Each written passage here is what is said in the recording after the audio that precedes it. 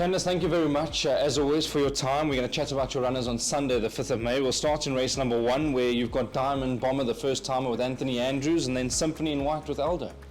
No, Diamond Bomber, I think she's a nice filly, Brandon, but I think she's going to need the experience, especially running in a winner's race first time out, so I can't really expect too much from her.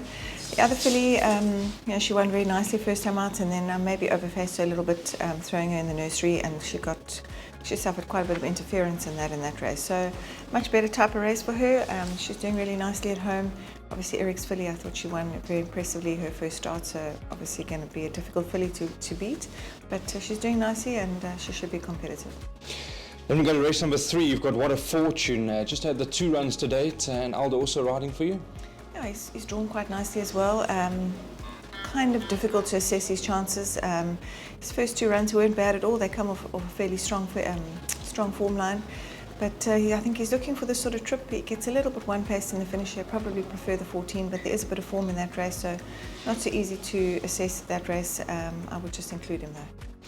Race number 4, you've got Maniki Nico now, a horse that's really banging on the door to get that win. What are you expecting, Candice? Oh, look, he's, as I say, he's not without his problems, a little horse, and he tries his best. It was very close last time. He did everything but win. So yeah, he always will have a chance over this sort of trip. Obviously now, we've got the better 2-year-olds now sort of coming into the open maiden races, so they're not as weak as what they were, but he'll have a good each-way chance. Then race number 5, you've got English Mistress, also ran a very nice 3rd last time. Another one that's knocking at the door, but just never quite gets her maiden behind her. I've taken the blinkers off. She's a funny filly. Some days she puts in her best effort, and other days she just doesn't try at all. And last time was one of those days. So hopefully she puts in a better effort without the blinkers on this time. Looking at the field, she should have a good each-way chance there. I think Pete Buertz's horse has probably got the next best form on paper.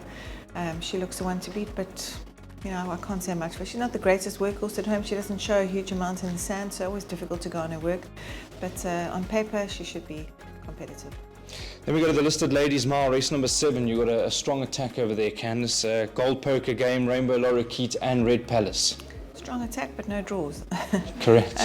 Rainbow Lorikeet's having her first run back after layoff.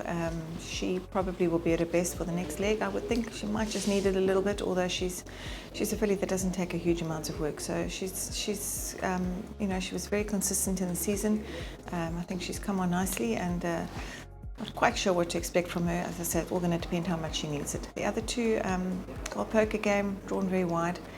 She does, however, come from off the pace. So I suppose it's not the end of the world for her, provided they go a decent pace. Good first run back over a sprint for her. She ran on very nicely, and also a filly that's just improved as she's gotten older and strengthened up. So yeah, draws is going to be a factor for her. Red Palace also not drawn well, drawn 11. She's a filly that likes to race handy-ish. She needed her run quite badly last time. I'm hoping that she's had enough time in between runs. Might just be a week too soon for her, but yeah, she's probably got the best form. Well, she has got the best form in the race, so on her best day she should be the filly to beat, but draw, and also, as I said, she could have had a little bit more time in between runs, so we're just going to have to see where she manages to fit in without having to do too much from there. Then the last of your runners, Candice, comes up in race 9. You got Sundays. I thought a good 4th last time. Yeah, ran on very nicely last time. He's a consistent little horse. He's always thereabouts. He's always running on strongly. Game's quite an open race, but he'll definitely have a good each-way chance. As always, thank you for your time, Candice. Pleasure.